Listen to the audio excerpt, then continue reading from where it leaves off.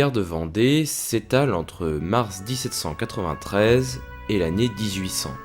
Ces guerres ont touché toute une région couvrant le sud de la Loire-Atlantique, que l'on appelle le pays de Retz, le sud-ouest du Maine-et-Loire, que l'on appelle les Mauges, le nord-ouest des Deux-Sèvres, que l'on appelle le Haut-Poitou, et le territoire de la Vendée. Cette région est connue aujourd'hui sous le nom de Vendée militaire. Les guerres de Vendée se sont donc déroulées en pleine Révolution française. Lorsque Louis XVI est guillotiné et que la Révolution déclare la guerre aux puissances européennes, la Convention nationale va ordonner une levée massive de soldats. À l'époque, les populations ne veulent pas se battre pour cette république qui les opprime.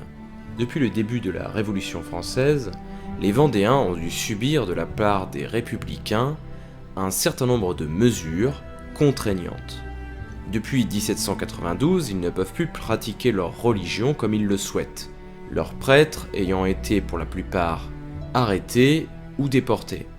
De plus, les Vendéens sont accablés d'impôts et la situation économique est très mauvaise. La nouvelle administration républicaine, qui n'arrange rien, va finir d'attiser le mécontentement de la population. Ce n'était donc qu'une question de temps pour que la Vendée se soulève contre la République. La conscription sera donc l'élément déclencheur qui mettra le feu aux poudres. Les guerres de Vendée vont alors débuter dès mars 1793. Ce sera alors le début d'une période bien sombre pour les Vendéens, mais également pour la France.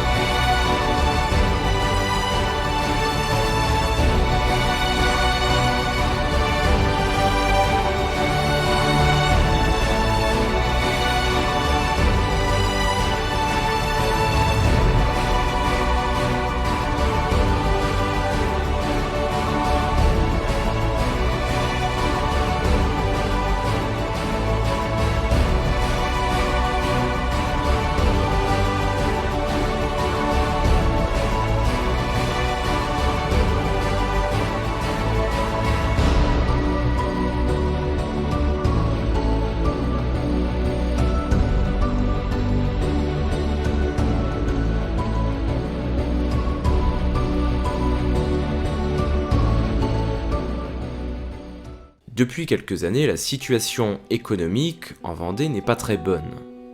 Les Vendéens attendent des changements positifs pour rétablir la situation. Le 27 novembre 1790, les révolutionnaires vont faire table rase du passé. Ils vont tout d'abord réformer l'administration, mais cette dernière sera très rapidement mal vue dans les campagnes, étant donné qu'elle fonctionne relativement mal. Tout ce qui évoque l'ancien régime est également aboli. La République votera la constitution civile du clergé le 12 juillet 1790. Il nationalise alors les biens du clergé et écarte les ecclésiastiques qui faisaient l'école dans les paroisses. À partir du 27 novembre, la République oblige les ecclésiastiques à prêter serment à la nouvelle constitution de l'Église, sous peine d'être déchus de leur emploi. La plupart des prêtres de l'Ouest vont alors refuser de prêter serment à la Constitution. Ils seront appelés prêtres réfractaires. Ils s'opposent alors aux prêtres qui acceptent de prêter serment, les prêtres jureurs. Les prêtres réfractaires doivent alors s'exiler, d'autres encore vont se cacher, mais certains vont choisir de rester sur place, cachés. La population, qui était très pieuse, sera affectée par ce manque de prêtres. Ils ne peuvent plus célébrer les messes, les baptêmes, mais également les cérémonies d'enterrement. La République va donc envoyer dans l'Ouest des prêtres assermentés pour remplacer les prêtres réfractaires. Cependant, ces derniers ne réussissent pas à se faire accepter par les paroissiens, qu'ils les appellent les trutons. De plus, il n'y en a pas assez pour couvrir l'ensemble des territoires de l'Ouest. Finalement, plusieurs prêtres réfractaires reviendront au pays et effectueront des messes en cachette avec leurs anciens paroissiens.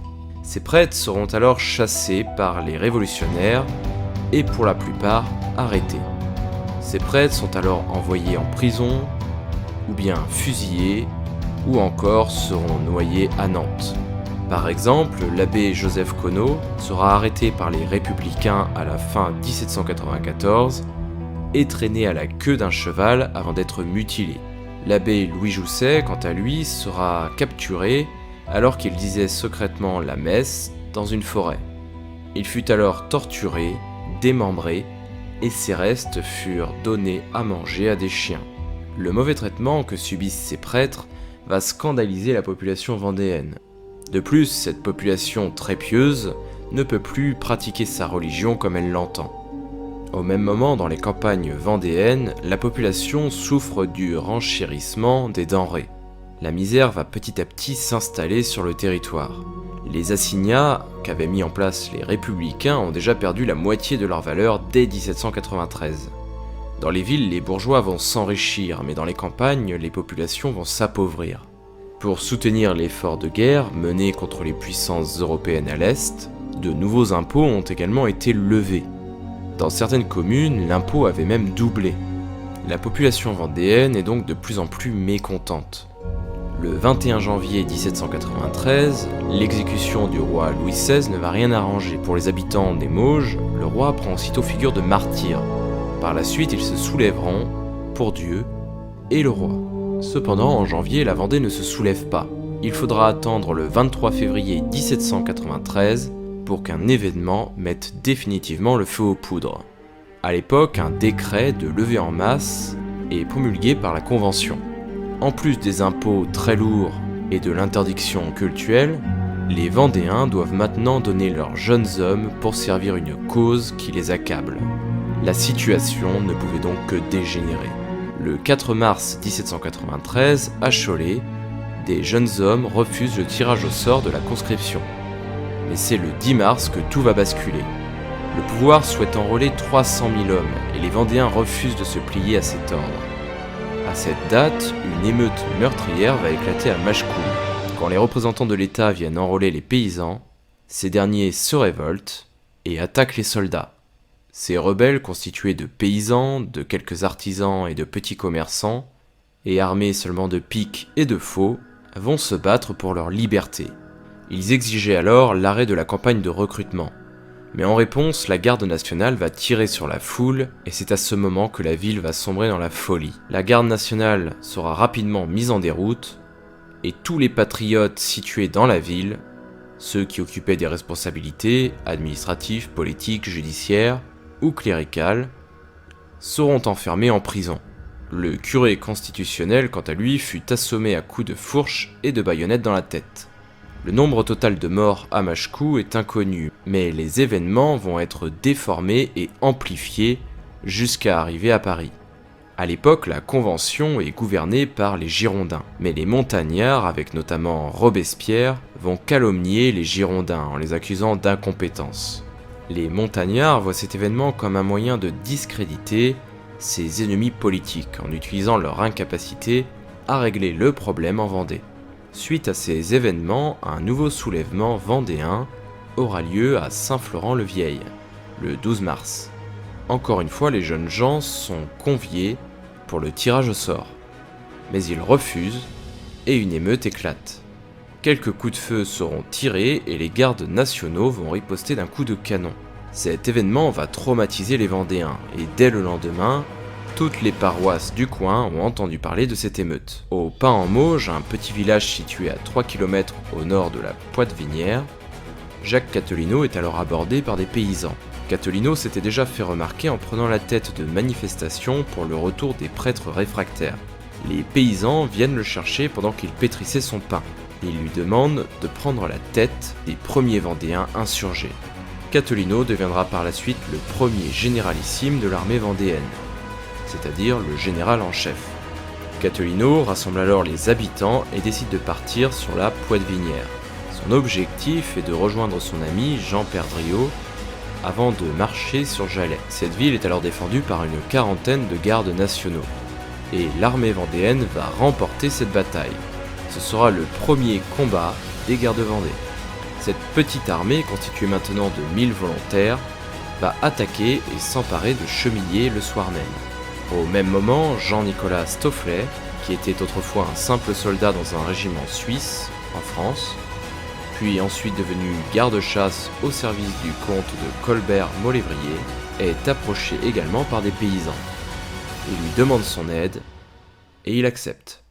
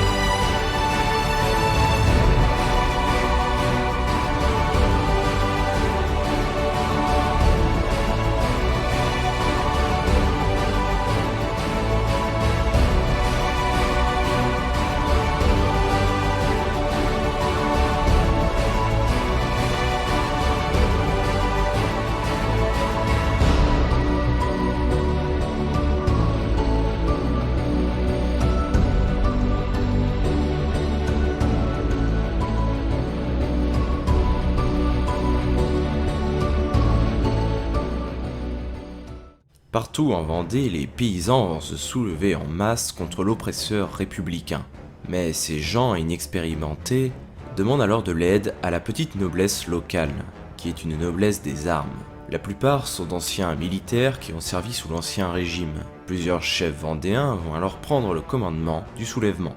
Henri de la Roche-Jacquelin, âgé à peine de 20 ans, Guy-Joseph de Donissan, un officier qui avait combattu durant la guerre de 7 ans, Charles-Aimé de Roiran, le doyen, chef vendéen, il est alors âgé de 67 ans, Augustin de Hargues, ou encore Charles de Beaumont d'Autichamp, qui était capitaine au régiment de Condé-Dragon en 1789, Maurice d'Elbée, un ancien lieutenant de cavalerie, Charles-Melchior Artus de Bonchamp, qui a servi lors de la guerre d'indépendance en Amérique, Louis-Marie de Salgues, marquis de Lescure, qui avait participé à la défense des Tuileries pour protéger le roi Louis XVI et sa famille lors de la journée du 10 août 1792, Antoine-Philippe de la Trémoille, surnommé le prince de Talmont, Gaspard de Marigny, un ancien lieutenant de vaisseau dans la Royale, François Liraud, un officier militaire, ou encore François Athanase Charette, Contry, qui sera nommé le roi de la Vendée et qui était un lieutenant de vaisseau dans la marine.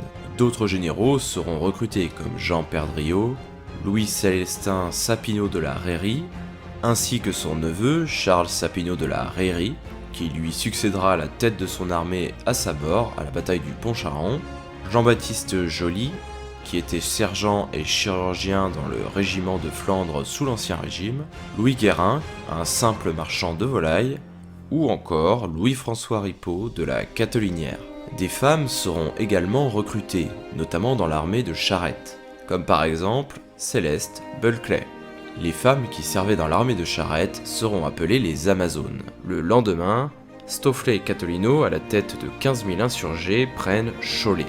L'armée vendéenne est à l'époque appelée l'armée blanche, mais par la suite elle sera appelée l'armée catholique et royale, ou encore la Grande Armée lorsqu'elle comptera parmi elle l'ensemble des généraux vendéens. Cependant, la Grande Armée ne tiendra pas longtemps puisque la plupart du temps, les différents généraux vendéens se battent séparément, préférant utiliser des tactiques d'embuscade. Au début, les soldats seront armés de faux, de fourches ou de bâtons, puis après les premières victoires, de fusils pris à l'ennemi. Ils récupéreront même des canons. Les femmes participent également à la guerre. Cependant, elles sont peu nombreuses à combattre au sein des armées. Certaines sont messagères, d'autres encore vont soigner les blessés dans les hôpitaux de campagne. L'armée est à l'époque découpée en compagnies. Chaque compagnie correspond à une paroisse. Au début des guerres de Vendée, les femmes remplacent plutôt leurs maris lorsque ceux-ci quittent leurs terres ou leurs ateliers pour aller au combat. Cependant, avec le temps, les femmes et les enfants suivront l'armée. Ces soldats de la liberté marchent à l'époque en sabots ou pieds nus. Un long chapelet est suspendu autour du cou et une cocarde blanche ou un morceau d'étoffe blanche orne leur chapeau. Un Sacré-Cœur est également brodé sur la poitrine. Les effectifs dépasseront rarement les 80 000 hommes. La plupart du temps, il s'agit de petites troupes qui se font puis se défont comme de la fumée. Les paysans peuvent prendre un temps les armes, puis retourner au champ le lendemain. C'est une armée qui est difficile à saisir pour l'armée de l'Ouest, qui est l'armée républicaine. En effet, les Vendéens peuvent disparaître dans la campagne en l'espace d'un claquement de doigts. L'armée républicaine, appelée également armée de l'Ouest, sera surnommée par les Vendéens les Bleus, en raison de la couleur de leur uniforme. L'armée vendéenne est découpée en compagnies. Chaque compagnie correspond en réalité à une paroisse, avec à sa tête 2 capitaines. C'est eux qui, au son du tocsin, regroupent les hommes pour fuir la bataille ou au contraire la rejoindre. Les compagnies regroupées forment une division commandée par un général élu. Chaque compagnie possède 3 groupes, avec dans le premier et le deuxième groupe les hommes en âge de porter les armes, c'est-à-dire ceux qui ont plus de 13 ans. Le troisième groupe, quant à lui, est constitué des non-combattants, les femmes, les vieillards ou les enfants. C'est eux qui se chargeront de la commune et de son entretien lorsque les autres groupes seront au combat. L'armée vendéenne était divisée en plusieurs groupes. L'armée des Mauges, commandée par Catolino, Delbé, Bonchamp ou encore Stofflet, et qui englobe les parties insurgées du Maine-et-Loire, des Deux-Sèvres et du nord-est de la Vendée. C'est la partie la plus importante de la Vendée militaire. Le paysage de l'époque est différent de celui d'aujourd'hui. Il était composé principalement de bois, de bosquets, d'épaisses haies traversées par des chemins creux. Ces chemins sont la plupart du temps impraticables. Il n'y a pas beaucoup de routes qui traversent la région, c'est pourquoi l'armée républicaine sera souvent mise en difficulté. En effet, ils peuvent difficilement se mouvoir à l'intérieur de ces chemins creux ou de ces bois. La deuxième armée, l'armée du Haut-Poitou, est commandée quant à elle par des généraux comme Lescure, La Roche-Jacquelin ou encore Marigny. Ce territoire correspond à l'est de la Vendée et à l'ouest des Deux-Sèvres. La troisième armée, l'armée du Pays de Retz, est sous les ordres de Charette. Ce territoire correspond aux terres côtières de la Vendée et de la Loire-Atlantique. Enfin, l'armée du Centre, ou du Haut-Bocage, est commandée par Sapineau de la Rairie ou encore Roiran. Ce territoire correspond au reste des terres du département de la Vendée actuelle. Pour communiquer, les Vendéens utilisaient les messagers à pied, mais également les moulins. Les moulins, qui étaient édifiés sur les hauteurs, sont alors utilisés comme moyen de communication.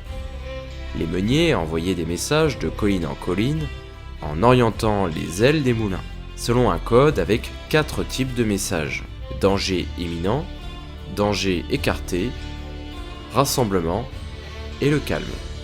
Au niveau stratégique, la tactique vendéenne était une tactique de guérilla. Des tirailleurs s'embusquaient le long des haies et des chemins creux pour harceler le flanc des troupes ennemies, tandis que la masse des paysans charge au cri de rempart. Si les républicains se replient, les Vendéens les poursuivent. Mais s'ils résistent, les Vendéens se retirent la plupart du temps au cri de « Égaillez-vous les gars !». Ils se dispersent alors dans cette nature hostile que les républicains ne connaissent évidemment pas. Ils limitent ainsi les morts. Les Vendéens vont alors s'emparer de nombreuses villes. Le 19 mars, la Convention adopte un décret disant que la peine capitale serait appliquée à toute personne pris les armes à la main sous les 24 heures. Ce même jour, le général Louis-Henri François de Marsay est affecté à l'armée de l'Ouest, comme commandant de la 12e division militaire. C'est au cours de cette affectation pour lutter contre les Vendéens que Marsay subira une lourde défaite. À Pontcharrat, les Bleus vont alors être écrasés par l'armée vendéenne de Charles de Roiran et Charles Sapineau de la Verrie. Le tribunal révolutionnaire de Paris ne comprend pas comment des paysans en armes puissent battre une armée constituée de soldats.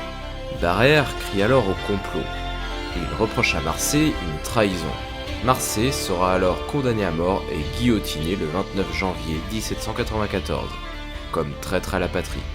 Les montagnards, quant à eux, et Robespierre vont évidemment instrumentaliser cette bataille pour prendre le pouvoir.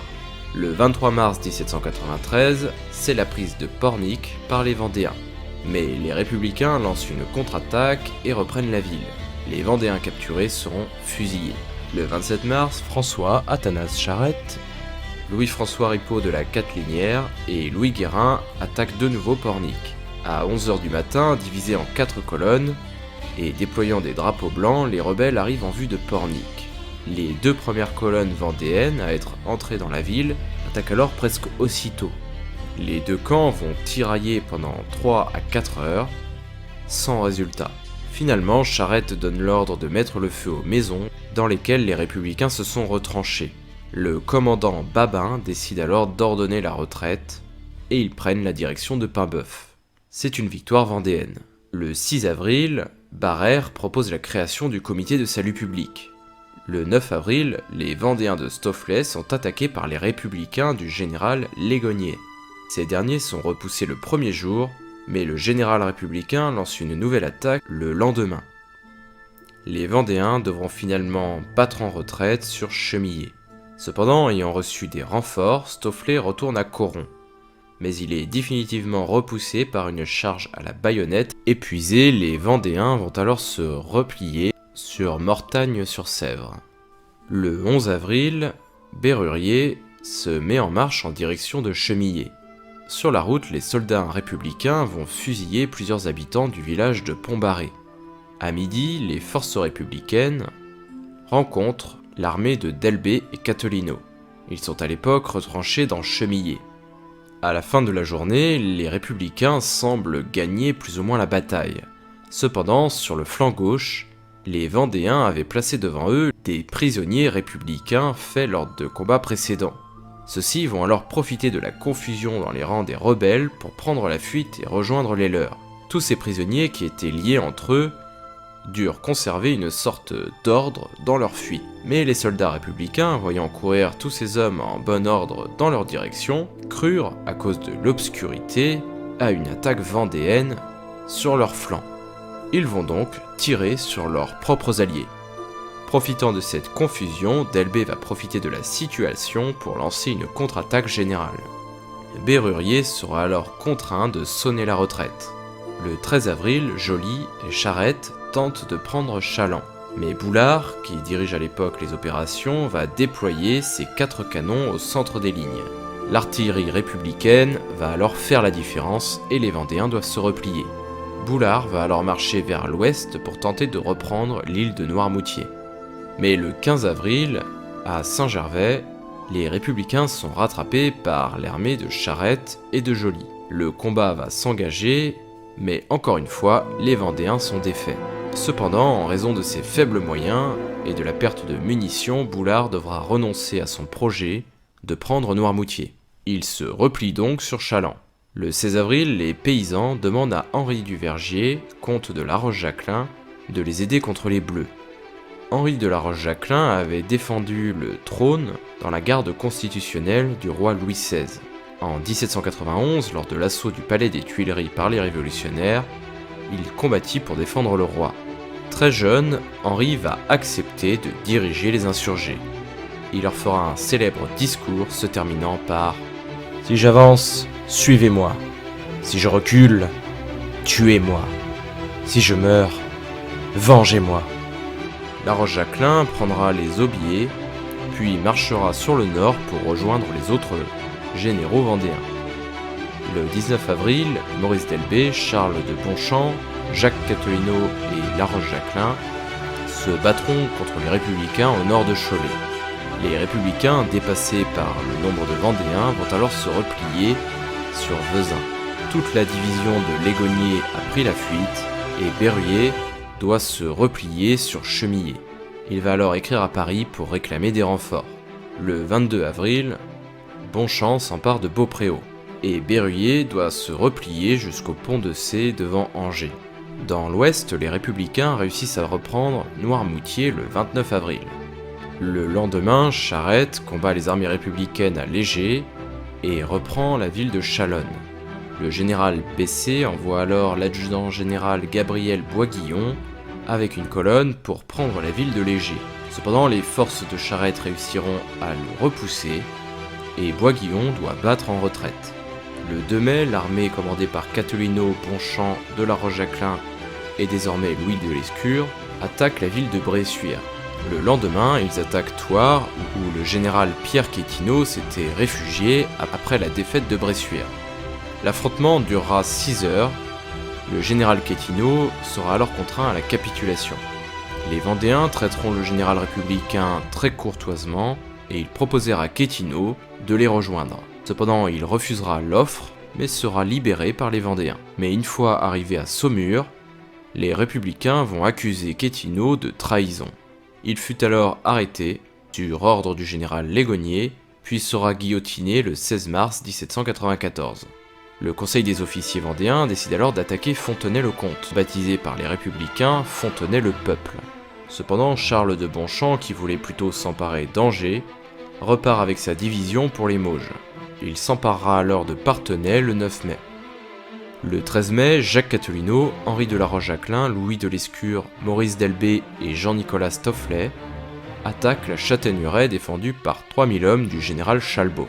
Au bout d'une heure, le général Chalbaud constate que ses troupes sont sur le point d'être débordées. Il décide donc d'ordonner la retraite sur Fontenay-le-Comte. Le 15 mai, Charette, Jean-Baptiste Joly et Jean Savin attaquent Palluau. À l'époque, François Maury de Boulard s'y est réfugié avec ses troupes. Les Vendéens vont alors attaquer sur plusieurs côtés. Cependant, ils ne parviendront pas à battre les Républicains. De son côté, la Grande Armée attaque le 16 mai la ville de Fontenay-le-Comte. Catherino n'était pas d'accord pour attaquer la ville.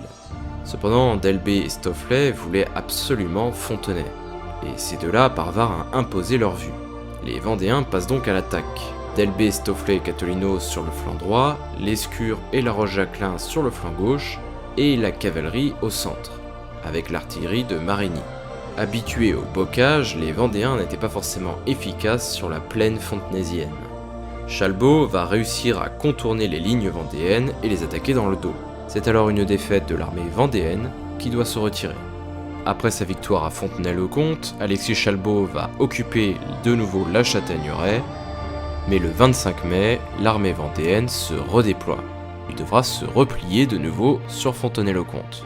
Les Vendéens vont alors tenter une seconde attaque de la ville. Cette fois-ci, la supériorité numérique des Vendéens sera payante. Fontenay-le-Comte est prise et les prisonniers républicains sont tondus puis libérés. Les Vendéens libéraient fréquemment les prisonniers républicains. Ils étaient tonsurés pour être reconnus sur un champ de bataille. Avant d'être libérés, ils devaient prêter le serment de ne plus combattre en Vendée. Cependant, ce serment ne sera jamais respecté par les Bleus, qui reprendront les armes contre les Vendéens. Les victoires vont continuer à s'enchaîner. Le 6 juin, la ville de Villers est prise, puis le 7 juin, les Vendéens attaquent Douai. Le général Légoyer sera alors de nouveau vaincu. Le 9 juin, le général Lénoyer, acculé, décide d'abandonner Saumur. La ville sera prise par les Vendéens dès le 10 juin. Peu de temps avant, Machecoul est reprise par Charette. Le 18 juin, la ville d'Angers est prise par l'armée catholique et royale. Puis le 28 juin, le général vendéen Roiran tentera de prendre Luçon. Cependant, il sera repoussé par le général Sandoz. Le 25 juin 1793, les Vendéens décident de se retrouver autour de Nantes. Ils veulent prendre la ville. L'armée attaque donc la ville de toutes parts. Catolino, le généralissime, commandera le gros de l'armée au nord de la ville. Il parviendra même à atteindre la place de Viarmes. Mais un soldat républicain lui tire alors dessus par l'embrasure d'une fenêtre dans une maison. Le généralissime touché, les Vendéens décident donc de se replier. La ville de Nantes ne sera pas prise. Catolino sera alors amené à Saint-Florent-le-Vieil, où il mourra 15 jours plus tard, le 14 juillet 1793. Il était alors âgé de 34 ans. Le 30 juin, le général républicain François-Joseph Westermann part de Niort avec sa Légion du Nord. Il prendra alors Parthenay en attaquant les Vendéens dans leur sommeil. Après la défaite de Nantes, l'armée vendéenne va se disloquer. Le 3 juillet, Henri de la Roche-Jacquelin et Lescure tentent d'attaquer les républicains de Westermann qui menacent Châtillon, l'actuel Mauléon. Cependant, ils comptent peu d'hommes et Westermann va réussir à disperser l'armée vendéenne. Le 5 juillet, ils sont rejoints par Charles de Bonchamp, Nicolas Staufflet et Marigny. Ils vont alors attaquer par surprise les armées républicaines. Le général Westermann ne va même pas avoir le temps d'organiser ses troupes, il monte sur son cheval et prend la fuite en direction de Bressuire. Le 15 juillet, Charles de Bonchamp, Louis de Lescure, Henri de la Roche-Jacquelin et Gaspard de Marigny décident d'attaquer la division commandée par Labarollière. Les Vendéens semblent avoir l'avantage, mais le général vendéen Marigny, qui avait pris la tête de la cavalerie, fait alors une fausse manœuvre. Il se retrouve en face de ses propres troupes. Cette manœuvre va créer un mouvement de panique et les Vendéens vont prendre la fuite. Le 19 juillet, d'Elbée est nommé commandant en chef en Vendée. Le 25 juillet, lors de la bataille de Pontcharron, Louis-Célestin Sapineau de la Reyrie est tué au combat. C'est son neveu, Charles Sapineau de la Reyrie, qui prendra alors le commandement de son armée. À Paris, le 27 juillet, Robespierre entre au comité de salut public et décide d'agir de manière plus brutale. Le 1er août, la Convention vote l'extermination de la Vendée et envoie une armée organisée pour écraser les rebelles, l'armée de Mayence. Des discours seront présentés devant l'Assemblée, comme le fameux discours de Barère, qui ordonne aux troupes républicaines de détruire les forêts, les repères des rebelles, les récoltes, de saisir les bestiaux et de déporter les femmes, les enfants et les vieillards. Le 14 août, l'armée vendéenne tente une nouvelle attaque de la ville de Luçon, mais c'est de nouveau un échec. Le 26 août, Charette, Joly et Savin attaquent la ville de La Roche-sur-Yon. Cependant, ils seront repoussés par une charge à la baïonnette des Républicains. Le 5 septembre, Maurice d'Elbée, Charles de Roiran et Jean-Nicolas Staufflet vont s'emparer de la ville de Chantonnay. Le 14 septembre, c'est la bataille de Vrines, où les troupes de Lescure seront battues par les Républicains. Le 16 septembre, c'est la bataille de Montaigu. Le général Kléber, Bessé vont alors attaquer la ville de Montaigu. Les Bleus prennent alors la ville, puis vont la piller. Le 19 septembre, c'est la bataille de Torfou. François, Athanas Charette, Charles de Bonchamp et Charles de Roiran prendront possession de ce territoire. Le 21 septembre, ils reprennent alors la ville de Montaigu. À la suite de cette défaite, le général républicain Jean-Michel Bessé sera rappelé à Paris. Déclaré incompétent, il est alors condamné à mort, puis exécuté le 13 avril 1794. Après avoir repris Montaigu, Charette et Lescure devaient alors, selon le plan, rejoindre Bonchamp et le général en chef d'Elbée, qui affrontaient l'armée de Mayence. Cependant, Charette apprit qu'une armée républicaine partie des Sables d'Olonne avait pris position à Saint-Fulgent. Charette décide de l'attaquer plutôt que de soutenir d'Elbée. Le 22 septembre, battront alors les Républicains qui se replieront sur Chantonnay. Au même moment, les armées de d'Elbée, de Bonchamp, de Liraud et du prince de Talmont sont en sous-effectif face aux armées républicaines. Ils seront alors battus par les Républicains. Le 29 septembre, Charette décide de se séparer des autres généraux et tente de reprendre Noirmoutier. Mais il échouera. Le 1er octobre, à Paris, un nouveau décret est voté à la Convention qui ordonne cette fois-ci d'exterminer avant la fin du mois d'octobre tous les brigands de la Vendée. L'objectif est donc de se débarrasser de tous les Vendéens. Et les colonnes de Turreau sont lancées. Les colonnes de Turreau sont des soldats républicains ayant le droit de massacrer, de brûler et de tout détruire sur leur passage. Le 6 octobre, c'est la bataille des 13 Septiers. Maurice d'Elbée et Charles de Bonchamp sont battus par les troupes de Westermann. Ils perdent alors de nouveau leur capitale, Mauléon. Le 12 octobre, Charette réussit enfin à prendre Noirmoutier. Charette quittera alors l'île en y laissant une garnison. Le 15 octobre, c'est la bataille de la Tremblay.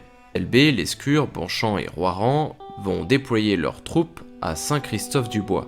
Ils parviendront alors à repousser les troupes républicaines. Cependant, Lescure sera touché d'une balle qui va l'atteindre à la tête. Grièvement blessés, les Vendéens qui croient leur général mort se replient sur Cholet. Le 17 octobre, les républicains attaquent de nouveau la ville de Cholet. Durant la bataille, Bonchamp et d'Elbée seront blessés et les républicains vont mettre les Vendéens en fuite. Ils se replient alors sur Beaupréau. Les Vendéens, acculés par les républicains, ont alors une décision à prendre, disloquer l'armée ou passer au nord de la Loire. Ils prendront finalement la décision de faire passer l'armée au nord de la Loire. La virée de Galerne correspond à la période où les Vendéens vont traverser la Loire pour rejoindre Granville. L'objectif est de retrouver les immigrés venus d'Angleterre, ainsi que les chouans bretons, afin de réunir les forces. L'armée catholique et royale décide de partir vers le nord à la suite de la défaite de Cholet. Cette défaite a causé à l'époque la mort de nombreux Vendéens, et le général Charles de Bonchamp a lui-même été blessé durant la bataille.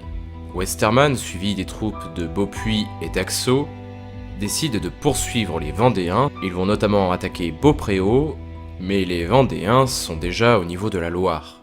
Les barques effectuent d'incessants allers-retours sur le fleuve afin de faire traverser l'armée vendéenne. Les vieillards, les femmes et les enfants suivent également les troupes. Les Vendéens avaient également avec eux 4 à 5 000 prisonniers républicains, mais ils ne pouvaient pas les emmener au-delà de la Loire. Les soldats vendéens braquèrent alors les canons devant l'église où étaient enfermés les prisonniers. Ces soldats réclamaient du sang pour l'ensemble de leurs morts. Néanmoins, le général Charles de Bonchamp, sur son lit de mort, apprit que les prisonniers républicains allaient être exécutés. Il s'adresse alors à son second, Charles de Beaumont d'Autichamp, et lui demande d'obtenir la grâce des prisonniers. D'Autichamp va alors se présenter devant les soldats vendéens et lira la lettre de Bonchamp.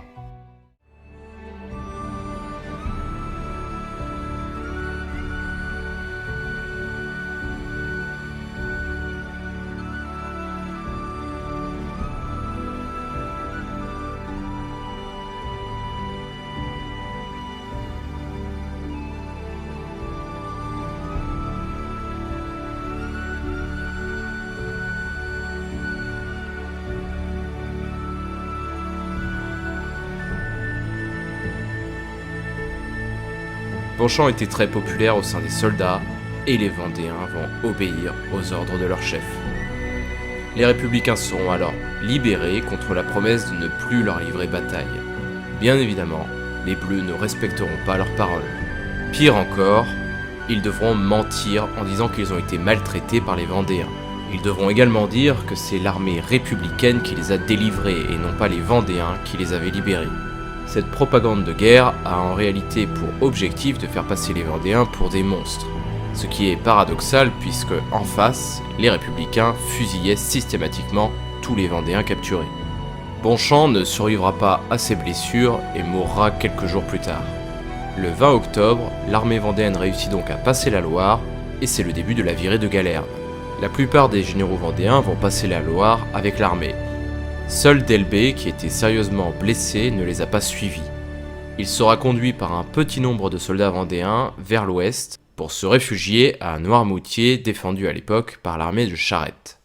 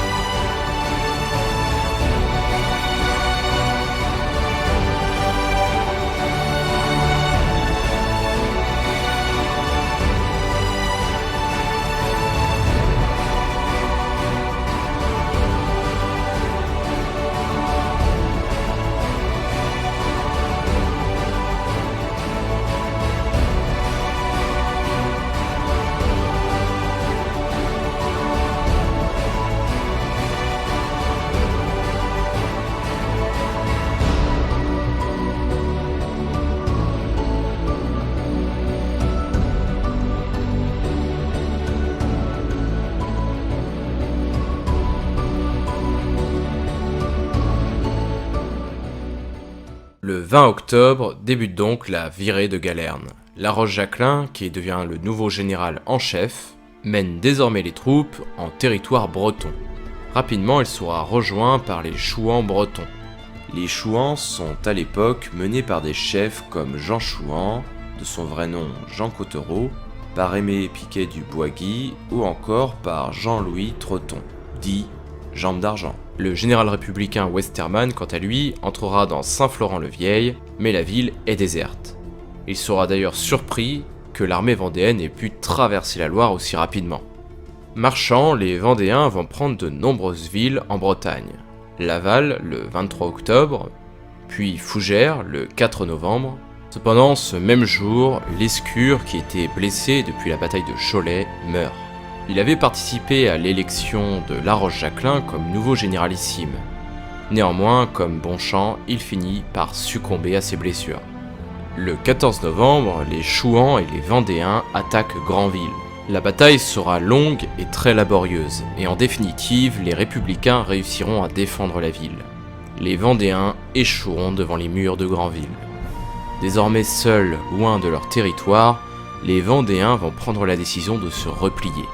L'objectif sera désormais de repasser la Loire pour retourner en Vendée. Le 2 décembre, ils attaquent Angers, mais c'est encore un échec. La situation se complique à l'époque puisque les républicains, avec notamment à leur tête Westermann, les poursuivent sans relâche. L'armée marche à l'époque difficilement et les traînards sont abattus par les républicains. Le 5 décembre 1793, Charles-Aimé de Roiran, le vétéran des chefs vendéens, meurt des suites de ses blessures. Le 8 décembre, un combat a lieu à Baugé et à la Flèche. Mais ces batailles se déroulent mal et finalement les Vendéens retournent au Mans. Ils sont à l'époque totalement affamés. Les Bleus vont alors massacrer les retardataires. L'armée vendéenne est presque défaite. Jacques-Nicolas Billaud-Varenne, au nom du Comité de salut public, écrira aux armées républicaines « Frappez simultanément et frappez sans relâche jusqu'à ce qu'enfin cette race impure soit anéantie. » Le 12 décembre, les républicains décident de mettre fin à cette armée vendéenne en attaquant Le Mans. Une bataille va alors avoir lieu au petit matin. Laroche-Jacquelin et Talmont vont tenter de tendre une embuscade dans les bois situés près de la ville. Les cavaliers de Westermann sont alors surpris et battent en retraite. Cependant, le reste de l'armée républicaine finit par arriver et les Vendéens doivent se replier dans la ville. Le général en chef des républicains, Marceau, arrive à son tour sur les lieux de la bataille. Kléber, avec les troupes de l'armée de Mayence, le suit de près. Marceau voulait alors attendre l'arrivée de l'ensemble des troupes avant de passer à l'attaque. Mais Westermann, toujours aussi impatient, va lancer quand même ses troupes à l'assaut. Marceau le suivra finalement et l'armée républicaine entre dans le Mans à la tombée de la nuit. Les Vendéens sont alors totalement désorganisés et le chaos va régner dans la ville. Durant toute la nuit, des combats acharnés auront lieu.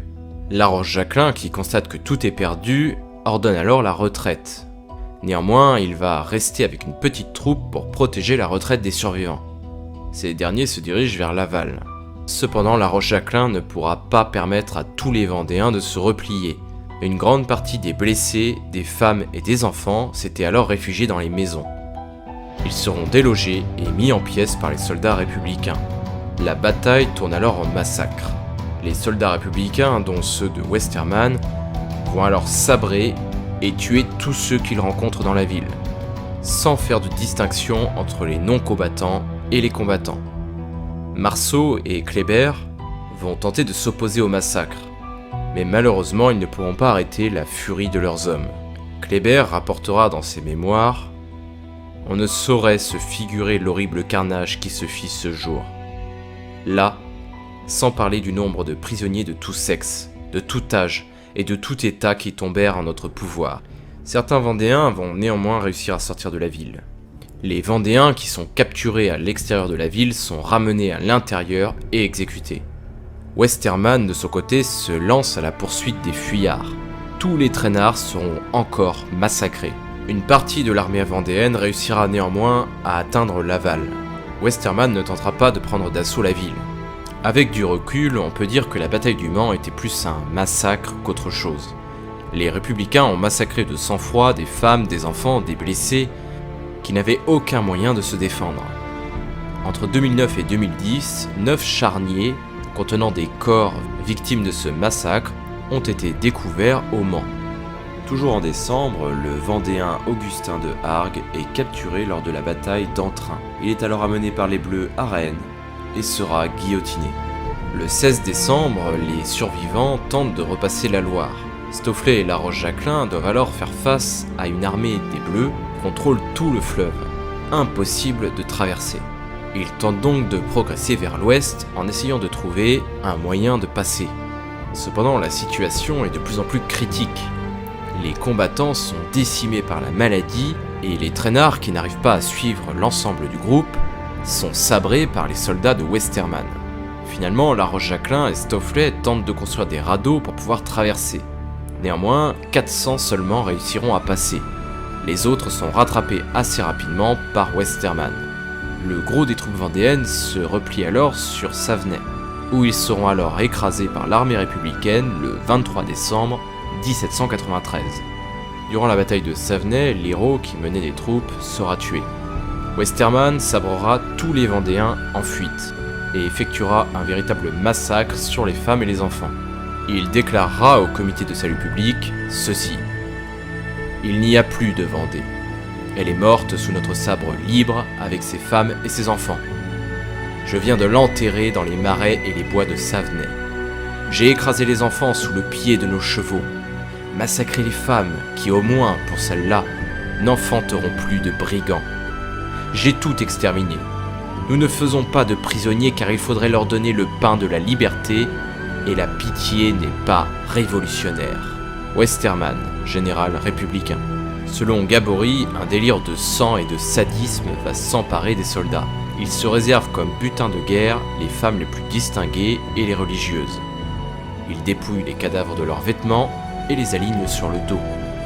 Le représentant Benaban dira « J'ai vu des cadavres sur le bord du chemin, une centaine qui étaient nus et entassés les uns sur les autres, à peu près comme des porcs qu'on aurait voulu saler. » Béjari dira « Ils vont jusqu'à introduire dans le corps des victimes des cartouches auxquelles ils mettent le feu. » Quelques Vendéens réussiront cependant à survivre. Ils sont capturés et emmenés dans les prisons, notamment de Nantes. Cependant, ils sont rapidement exécutés par la guillotine, également appelée le rasoir national, sans jugement. D'autres encore seront tués de façon plus terrifiante encore.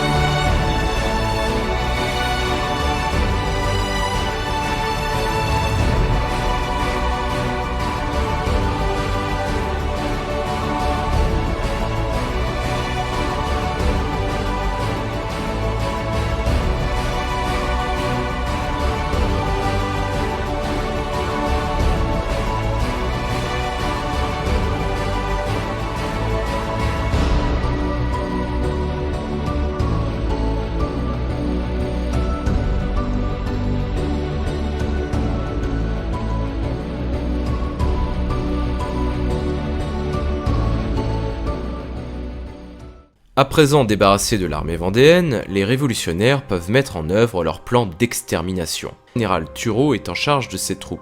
Les colonnes infernales vont déferler sur la Vendée, semant partout la mort et la destruction. Les comptes rendus des différents officiers républicains ne laissent pas de doute sur les massacres qui ont eu lieu en Vendée. Les Vendéens survivant à ces horreurs ne vont bien évidemment pas se laisser faire et reprennent les armes. À partir de 1794, les colonnes de Turreau vont être lancées en Vendée. Le plan est très simple. Il consiste à séparer les armées républicaines en deux armées de 6 divisions. La première armée, commandée par Turreau, sera constituée de 6 colonnes qui avanceront d'est en ouest. La seconde armée, commandée par Axo, marchera d'ouest en est. Ces colonnes, sous les ordres de Turreau, ont pour ordre de massacrer tous les Vendéens qu'ils trouvent. Ils doivent également brûler les terres de Vendée, voler le bétail et les récoltes, et en somme doivent absolument tout détruire pour épurer ce territoire de ces mauvais républicains. Évidemment, ces destructions pousseront les paysans vendéens à rejoindre les troupes de Stofflet, de Charette et de La Roche-Jacquelin. Le général Kléber, qui refusait ces méthodes, va se retrouver exilé à Châteaubriand. D'autres généraux s'arrangeront pour ne pas exécuter les ordres de Turreau. Par exemple, le général Axo, qui dirige les colonnes qui partent de l'ouest, essaiera de limiter les massacres et de ne pas exécuter les ordres de Turreau. Durant toute cette période, le général Turreau justifiera ses exactions de manière étonnante. Il se placera également sous la juridiction de la Convention et criera haut et fort que c'est la Convention qui lui avait dicté sa conduite. Turreau écrira notamment à la Convention pour demander quel sort il devait réserver aux femmes et aux enfants. Il écrira ceci: « Mon intention est bien de tout incendier, de réserver que les points nécessaires à établir les cantonnements propres à l'anéantissement des rebelles. Mais cette grande mesure doit être prescrite par vous. Je ne suis que l'agent passif des volontés du corps législatif. Vous devez également prononcer d'avance sur le sort des femmes et des enfants que je rencontrerai dans ce pays révolté. S'il faut les passer tous au fil de l'épée, je ne puis exécuter une pareille mesure sans un arrêté qui mette à couvert ma responsabilité. » Dans un premier temps, les lettres de Turreau restent sans réponse. Qui ne dit mot consent. Turreau va alors lancer des rappels, afin d'avoir l'aval officiel de la Convention. Mais n'ayant toujours aucune réponse, il décide de mettre en application son plan d'extermination à partir du 21 janvier. Turreau enverra alors les instructions suivantes à l'ensemble des colonnes. Instructions relatives à l'exécution des ordres donnés par le général en chef de l'armée de l'Ouest contre les brigands de la Vendée. Tous les brigands qui seront trouvés les armes à la main ou convaincus de les avoir prises pour se révolter contre leur patrie seront passés au fil de la baïonnette. On en agira de même avec les filles, femmes et enfants qui seront dans ce cas. Les personnes seulement suspectes ne seront pas plus épargnées, mais aucune exécution ne pourra se faire sans que le général l'ait préalablement ordonné. Tous les villages, métairies, bois, genêts, et généralement tout ce qui peut être brûlé sera livré aux flammes. Après cependant que l'on aura distrait des lieux qui en seront susceptibles toutes les denrées qui existeront. Mais on le répète, ces exécutions ne pourront avoir leur effet que quand le général l'aura ordonné. Le général désignera ceux des objets qui doivent être préservés de l'incendie. Certains généraux ne respecteront pas les instructions de Turreau, comme par exemple le général Axo. Néanmoins, la plupart des colonnes vont appliquer cette politique de terre brûlée et vont massacrer, violer, piller et détruire tout ce qu'ils rencontrent. Ces colonnes seront surnommées les colonnes infernales parce qu'elles sèment mort et destruction derrière leur sillage. Les massacres seront nombreux. On dit même que des femmes enceintes sont écrasées sous des pressoirs et des nouveau-nés sont empalés au bout de baïonnettes. Certaines femmes ou enfants auraient été même jetés vivants dans des fours à pain allumés. Turreau se rend bien compte de l'abomination de ces actes. Voilà pourquoi il demande l'approbation de la Convention pour appliquer son plan. Lazare Carnot finira par lui répondre au nom du Comité de salut public. Il déclarera qu'il attendait de grands résultats avant de se prononcer dans une matière sur laquelle on l'a déjà trompé tant de fois. En clair, la Convention voulait des résultats, peu importe les moyens. Il déclarera également « Ces mesures paraissent bonnes et ses intentions pures ». En clair, il ne s'oppose pas au plan de Turreau. Bien au contraire, il l'approuve. Carnot enverra même un nouveau courrier à Turreau, dans lequel il le somme de réparer ses fautes, de mettre fin à sa tactique de dissémination des troupes et d'attaquer en masse afin d'exterminer les rebelles. Il déclarera ceci: « Il faut tuer les brigands et non pas brûler les fermes ». Il demande à Turreau de terminer cette guerre dans les plus brefs délais. Le 20 février, les représentants Hent, Garot et Francastel donnent l'ordre aux habitants de la Vendée et aux réfugiés de quitter le territoire insurgé. S'ils ne le font pas, ils seront considérés comme des rebelles et donc traités comme tels, c'est-à-dire exécutés. Les Vendéens tentent de résister, mais leurs troupes sont totalement détruites. Il ne reste que l'armée de Charette pour vraiment poser problème aux républicains, et il est situé dans l'ouest. En mars, Turreau recevra donc l'ordre de concentrer ses forces sur les côtes. En avril 1794, une délégation républicaine vendéenne sera reçue à Paris. C'est la première fois qu'une délégation de Vendée est entendue. Elle réclame évidemment la fin des incendies et de la destruction du pays. Cependant, le comité de salut public n'entend pas en rester là. Le 6 avril, une déclaration solennelle, signée par Carnot, Barrère, Billaud-Varenne et Callot d'Herbois, exige une victoire imminente. Ils attaquent politiquement Turreau, qu'ils considèrent inefficace pour éliminer l'ensemble des brigands de Vendée. Le 9 avril, Turreau écrira aux représentants pour se défendre. Il déclarera ceci: « La Convention m'ordonne d'en finir avec la Vendée, et 1 mois m'est assigné pour cette grande besogne. Ce terme est trop court, car si les brigands le veulent, il ne me sera pas possible de les joindre. Ils ont des forêts pour asile, des herbes pour nourriture, de la poudre et des armes qu'ils ont enlevées à nos convois. Ces hommes-là sont indomptables. Mais si la République désire anéantir tout d'un coup ces féroces paysans qui ont détruit nos plus belles armées, tuer nos meilleurs généraux, eh bien il faudra prendre de grandes mesures. Il faut exterminer tous les hommes qui ont pris les armes et frapper avec eux leurs pères, leurs femmes, leurs sœurs et leurs enfants. La Vendée doit n'être qu'un grand cimetière national. » Turreau à l'époque manque clairement de moyens pour appliquer son plan correctement. Ses colonnes ne peuvent pas quadriller l'ensemble du pays. De plus, il doit faire face à la résistance des derniers généraux vendéens, qui ne veulent pas les laisser détruire les villages. Le 12 avril, une partie des troupes de l'armée de l'Ouest sont retirées à Turreau, pour aller combattre la coalition aux frontières. En effet, à l'époque, la France est toujours en guerre contre les puissances européennes. Elle a donc besoin de troupes aux frontières. La Vendée, à l'époque, ne représente plus réellement une menace, puisque les derniers Vendéens insurgés ne font que se défendre, mais ne sont plus du tout offensifs. Pour le comité de salut public, la guerre de Vendée va donc passer en second plan. Manquant de troupes, Turreau sera contraint de modifier ses plans. Il met fin aux colonnes et fait construire des camps retranchés. Finalement, Turreau, qui s'était montré inefficace malgré ses massacres, sera destitué le 13 mai 1794. Durant ces 5 premiers mois de l'année 1794, les colonnes infernales se sont accompagnées de nombreux massacres. Il est impossible de tous les présenter de manière exhaustive, mais nous allons tenter d'en présenter certains. Depuis la prise de pouvoir de Robespierre, la terreur s'était instaurée avec la loi des suspects. Cette loi permettait de pouvoir arrêter et faire exécuter n'importe qui s'il avait été dénoncé. En clair, c'était de la délation avant l'heure. Après le désastre de Savenay, la grande armée catholique et royale avait été détruite. Il ne restait donc plus que quelques troupes commandées par Charette, Stofflet ou La Roche-Jacquelin.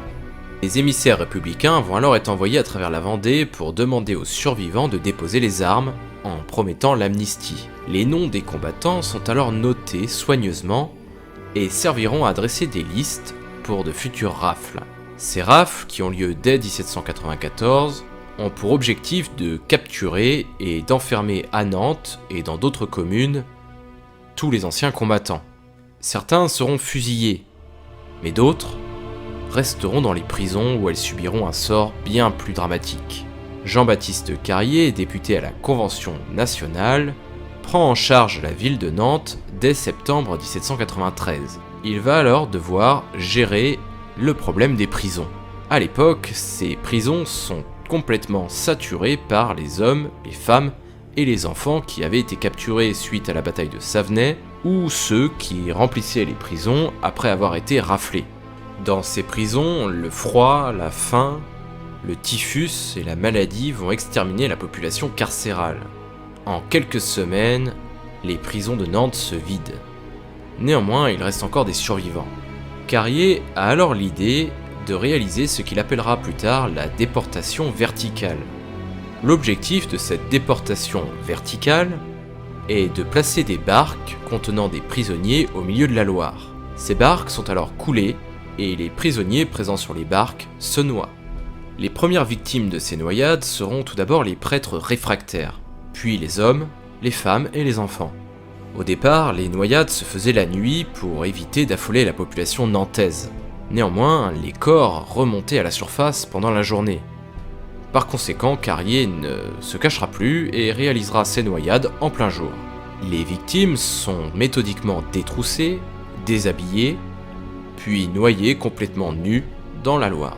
Il effectuera également ce qu'il appelait des mariages républicains, qui consistent à attacher un jeune homme et une jeune femme nus ensemble et à les précipiter tous les deux dans les eaux. Reynald Sécher, dans son livre Le génocide franco-français, La Vendée vengée, déclare que les cadavres étaient soigneusement écorchés. La peau est ensuite taillée, puis tannée. À Clisson, les corps des victimes furent même fondus afin de récupérer la graisse. Cette graisse sera ensuite vendue aux hôpitaux ou bien utilisée pour fabriquer du savon. Et oui, Carrier n'aimait pas le gaspillage, donc il détroussait les victimes, revendait les vêtements, revendait également leur peau après les avoir écorchées, puis éventuellement, comme à Clisson, les faisait fondre pour récupérer la graisse et fabriquer du savon. Carrier se vantera même devant Martin Naudel, l'inspecteur de l'armée, d'avoir fait passer 2800 brigands dans la baignoire nationale. La baignoire nationale étant la Loire. On compterait en réalité plus de 4800 personnes noyées. On pourrait croire que Carrier allait être inquiété pour ses actes, mais en réalité, Robespierre le nommera secrétaire de la Convention. Une belle promotion qui lui permet de quitter Nantes en février. Aussitôt, les massacres se calmeront. Le 7 novembre 1793, à l'Assemblée nationale, le département de la Vendée est rebaptisé Vengée. Antoine Merlin de Thionville demande faire repeupler le département par des réfugiés patriotes de France et d'Allemagne. Fayot, un député de la Vendée, réclame quant à lui l'envoi d'une armée incendiaire. Ce dernier s'était illustré en assassinant des prisonniers lui-même dans la prison de Fontenay-le-Comte. De nombreuses propositions seront faites par les républicains pour détruire les Vendéens. Le général Westermann propose d'abandonner aux Vendéens une voiture d'eau-de-vie empoisonnée par de l'arsenic. Mais l'idée est refusée probablement parce que les députés avaient peur que les soldats républicains en boivent en cachette, ce qui aurait été regrettable. Le 22 août, le général Santerre propose quant à lui d'utiliser des mines pour éliminer les Vendéens. Barrère, quant à lui, ira même beaucoup plus loin. Il déclarera ceci: « L'inexplicable Vendée existe encore. Elle menace de devenir un volcan dangereux. 20 fois les représentants, les généraux, le comité lui-même nous ont annoncé la destruction prochaine de ces fanatiques. Les brigands de la Vendée n'avaient ni poudre, ni canon, ni armes. Et non seulement l'anglais, mais nos troupes, tantôt par leur défaite, tantôt par leur fuite, leur ont fourni l'artillerie, des canons, des fusils. À la levée en masse des Vendéens, on a opposé la levée en masse du pays tout entier. Jamais depuis la folie des croisades, on n'avait vu autant d'hommes se réunir spontanément qu'il n'y en a eu tout à coup sous le drapeau de la liberté, pour éteindre le trop long incendie de la Vendée. La terreur panique, a tout frappé, tout effrayé, tout dissipé comme une vapeur. La Vendée est l'espoir des ennemis du dehors et le point de ralliement de ceux de l'intérieur. C'est là qu'il faut viser pour les frapper du même coup. Détruisez la Vendée. Valenciennes et Condé ne sont plus au pouvoir de l'Autrichien. L'Anglais ne s'occupera plus de Dunkerque. Le Rhin sera délivré des Prussiens. L'Espagne se verra morcelée, conquise par les méridionaux. Détruisez la Vendée et Lyon ne résistera plus. Toulon s'insurgera contre les Espagnols et les Anglais, et l'esprit de Marseille se relèvera à la hauteur de la révolution républicaine. La Vendée, et encore la Vendée, voilà le charbon politique qui dévore le cœur de la République française. C'est là qu'il faut frapper. D'autres massacres auront lieu notamment à la Gaubretière. Le général républicain Jean-Baptiste Huchet va alors massacrer tous les habitants de la ville. À Luz-sur-Boulogne, un autre massacre eut lieu, effectué par le général Cordelier. Lorsque les soldats républicains entrent dans la ville, il n'y a quasiment aucun homme. Il n'y a que des femmes, des vieillards et des enfants, qui constituent ce petit village de plus de 500 habitants. En voyant le peu d'hommes présents, les républicains se disent que c'est une ville qui a soutenu la rébellion, et que les hommes sont en réalité partis à la guerre. Toutes ces personnes seront exécutées. Nous disposons de nombreux témoignages en rapport avec ces massacres. Le général républicain de brigade Danican déclarera ceci. « Il y a 1 an que je crie contre toutes les horreurs desquelles j'ai été le malheureux témoin. Plusieurs citoyens m'ont pris pour un extravagant. Mais je dirai et je prouverai, quand on le voudra, que j'ai vu massacrer des vieillards dans leur lit, égorger des enfants sur le sein de leur mère, guillotiner des femmes enceintes, et même le lendemain de leur couche, que j'ai vu brûler des magasins immenses de grains et de denrées de toute espèce. Accablé de besogne et d'inquiétude, il m'est impossible de faire un récit précis.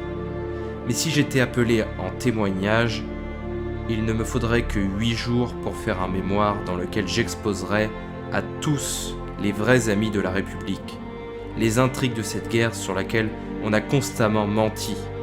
Je prouverai qu'on ne s'est pas contenté de noyer à Nantes, mais que ce genre de supplice avait lieu à 30 lieues en remontant la Loire. Les atrocités qui se sont commises sous mes yeux ont tellement affecté mon cœur que je ne regretterai jamais la vie. Je parlerai en face aux cannibales. A l'inverse, certains chefs comme Francastel dira ceci. Il y a 20 000 hommes encore à égorger dans ce malheureux pays. Le Bouvier des Mortiers déclarera ceci. Une femme, pressée par les douleurs de l'accouchement, était cachée dans une masure près de ce village. Des soldats la trouvèrent, lui coupèrent la langue, lui fendirent le ventre, en enlevèrent l'enfant à la pointe des baïonnettes. On entendait d'un quart de lieue les hurlements de cette malheureuse femme, qui était expirante quand on arriva pour la secourir. Westermann, quant à lui, sera plutôt favorable à ces massacres, et il déclarera même ceci. Kléber et Marceau ne sont plus là, nous ne faisons plus de prisonniers. Kléber et Marceau avaient calmé les ardeurs des armées républicaines, tout comme le général Axo. Cependant, depuis que Turreau avait pris le contrôle des opérations, l'affaire avait tourné au vinaigre. Francastel dira ceci. La guerre ne finira que quand il n'y aura plus un habitant sur cette terre malheureuse. Turreau, quant à lui, déclarera ceci. On ferait beaucoup de chemin dans ces contrées avant de rencontrer un homme ou une chaumière. Nous n'avons laissé derrière nous que des cadavres et des ruines. Mais quelle était la position officielle du Comité de salut public à cette époque ? Robespierre déclarera ceci. Il faut étouffer les ennemis intérieurs de la République ou périr avec elle. Or, dans cette situation, la première maxime de votre politique doit être qu'on conduit le peuple par la raison et les ennemis du peuple par la terreur. Cette terreur n'est autre chose que la justice prompte, sévère, inflexible. La Convention donnera donc l'ordre suivant à l'armée de l'Ouest. Soldats de la liberté, il faut que les brigands de la Vendée soient exterminés. Le soldat de la patrie l'exige. L'impatience du peuple français le commande. Son courage doit l'accomplir. Francastel dira alors qu'il faut dépeupler la Vendée. Le général Beaufort dira qu'il faut purger entièrement le sol de la liberté de cette race maudite. Carrier dira même ceci. Qu'on ne vienne donc pas nous parler d'humanité envers ces féroces Vendéens. Ils seront tous exterminés. Les mesures adoptées nous assurent un prompt retour à la tranquillité dans ce pays. Mais il ne faut pas laisser un seul rebelle, car leur repentir ne sera jamais sincère. Dépopulationner la Vendée, comme le diront certains, voilà ce que voulaient donc les républicains aux Vendéens. Cependant, ou grâce au manque de moyens, ces massacres cesseront finalement. Durant toute cette opération lancée par Turreau, une petite résistance vendéenne va tenter de contrer les colonnes infernales, mais ce sera difficile, et les exactions ne pourront pas toutes être stoppées.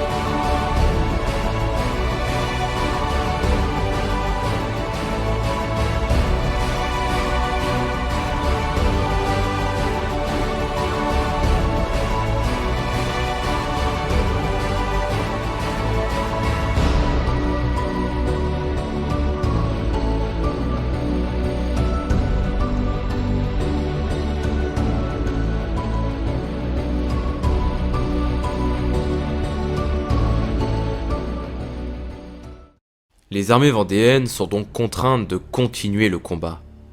Le 2 janvier 1794, Charette envoie Joseph de la Robrie en Angleterre afin de demander de l'aide aux Britanniques.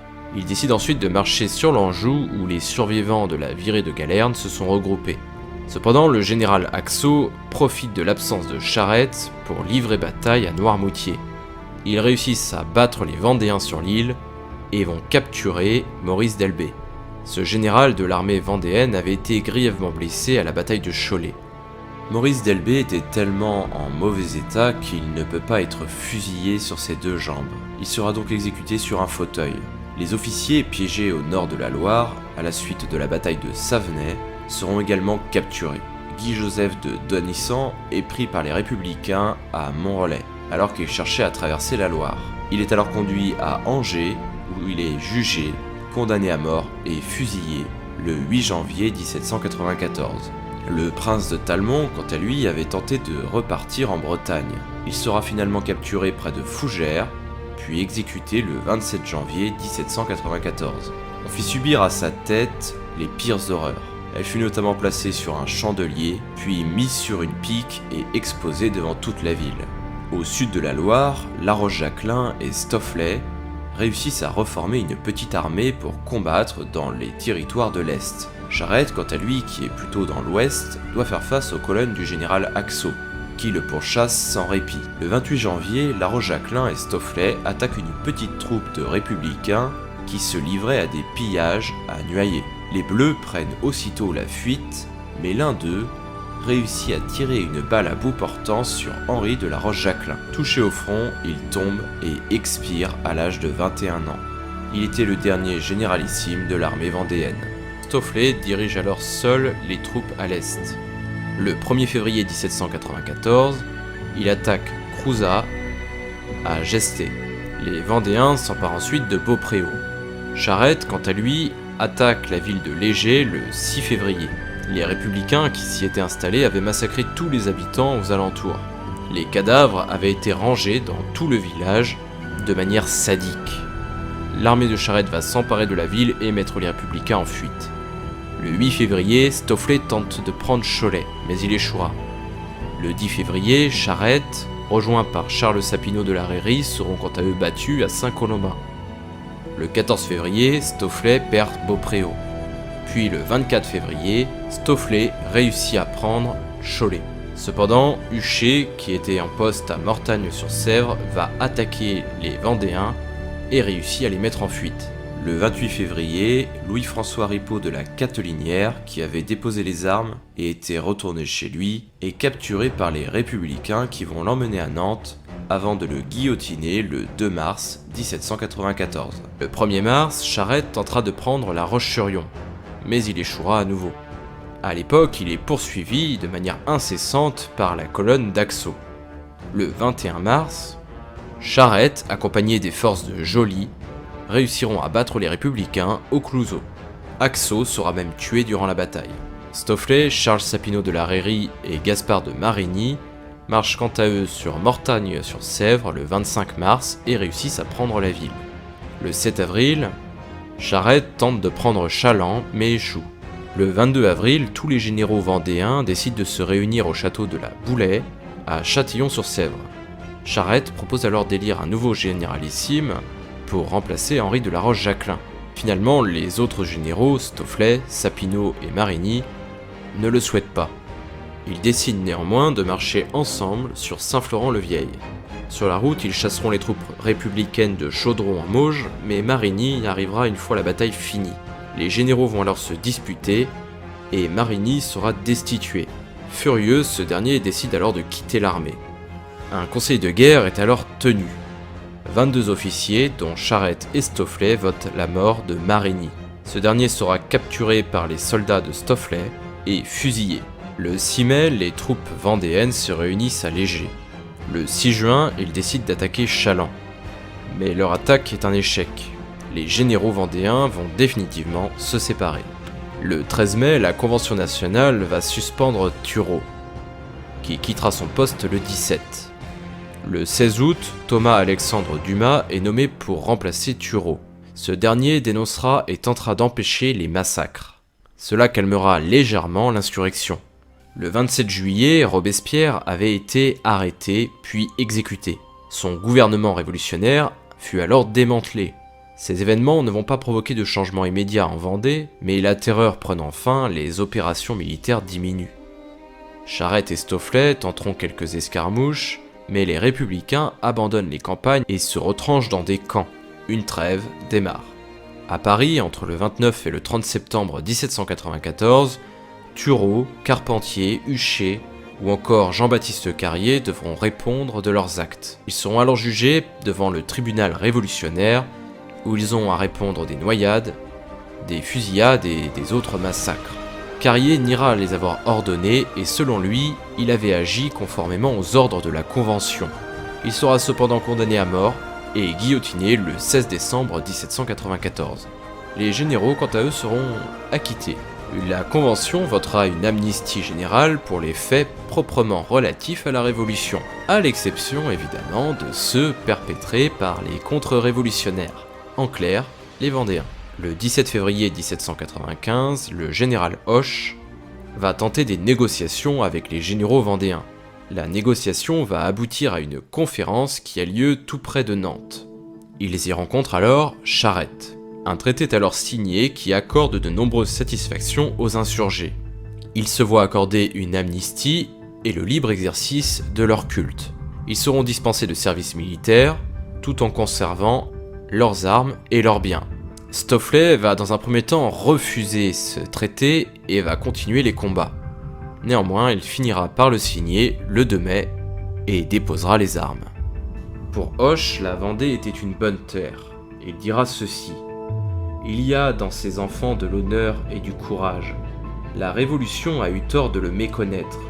Soyez assez juste pour revenir sur des erreurs que dans les premiers temps, on pouvait répandre en France, afin d'exciter l'enthousiasme. Mais croyez bien que tout ce que j'ai accompli sera utile, si vous continuez le système jusqu'à présent suivi. C'est un pays exceptionnel que la Vendée. Il faut donc la laisser se régir, avec des lois exceptionnelles, car une guerre pareille, renouvelée dans quelques années, perdrait le gouvernement. » Hoche avait parfaitement conscience que la Vendée était une terre meurtrie, et il ne voyait qu'un seul moyen de régler ce problème, c'était la diplomatie. Continuer les massacres réalisés par Turreau ou Carrier n'aurait rien arrangé. La preuve en est, c'est lui qui réussit à pacifier le territoire. Cependant, quelques jours plus tard, le conflit sera réenclenché.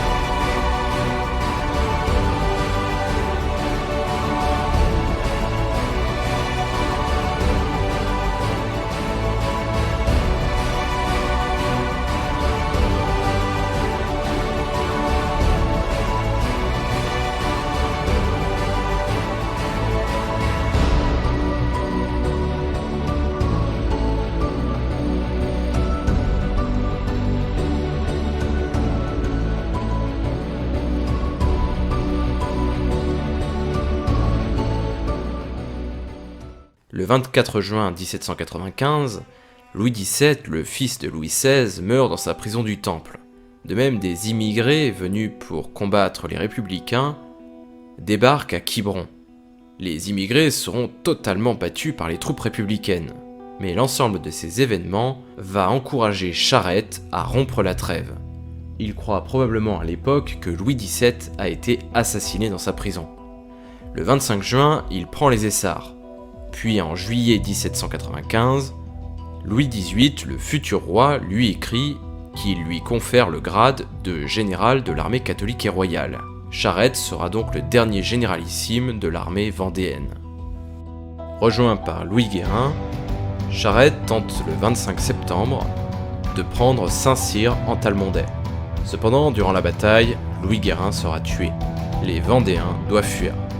Le 2 octobre, le comte d'Artois, le futur Charles X, débarque sur l'île-Dieu. Charette va alors tenter de préparer le débarquement du prince. Entre le 3 et le 4 octobre, Charles Sapineau de la Rairie reprend les armes et récupère la ville de Mortagne-sur-Sèvre. De son côté, Stofflet reprend également les armes dès le 26 janvier 1796. Mais les colonnes républicaines viennent quadriller les régions de l'Anjou. Stofflet sera capturé par les républicains le 24 février, puis exécuté avec 6 de ses compagnons à Angers le 25 février 1796. Il sera fusillé.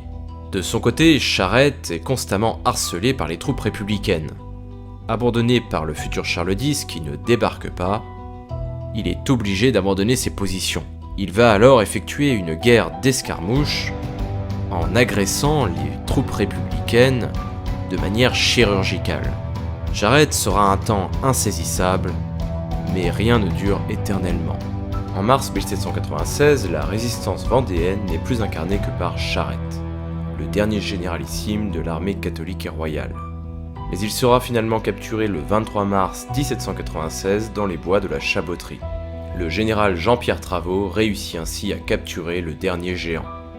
Condamné à mort, François Athanase Charette sera fusillé le 29 mars 1796 sur la place de Viarmes à Nantes. Une croix, à l'angle de la place, est toujours présente pour commémorer cette exécution. La mort de Charette ne sera pas dénuée d'un certain panache. En effet, au moment de se faire fusiller, l'officier en charge du peloton lui propose un bandeau.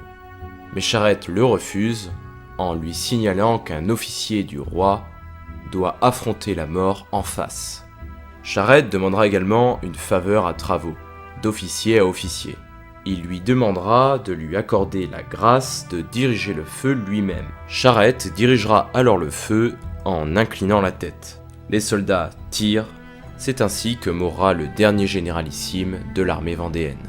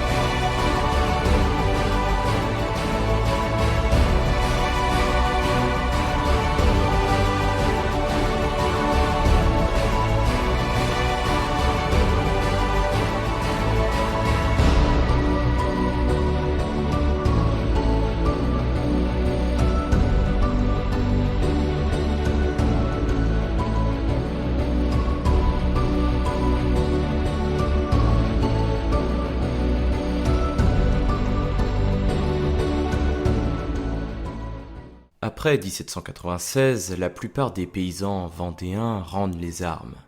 Les prêtres réfractaires ont été pour la plupart massacrés, mais les quelques survivants seront persécutés jusqu'en 1799. Durant toute la période des guerres de Vendée, ils continueront les prêches en toute clandestinité. Après la guerre, la situation économique en Vendée est catastrophique. Il n'y a plus d'hommes, plus d'animaux pour les récoltes, et la terre fut dévastée par les Bleus. Il faudra du temps pour réhabiliter les sols, et la famine et la misère vont s'instaurer. Entre 1799 et 1800, une nouvelle révolte va démarrer, menée par Charles Sapineau de la Reyrie et d'Autichamp. Mais finalement, ils rendront les armes durant l'année 1800 et accepteront les conditions du général Bonaparte. Ces deux généraux mourront finalement de vieillesse. Charles Sapineau de la Reyrie décédera à la Gaubretière le 2 août 1829. Il était âgé de 68 ans. Charles de Beaumont d'Autichamp mourra quant à lui le 6 octobre 1859 à 89 ans. Peu de généraux vendéens seront finalement morts de vieillesse.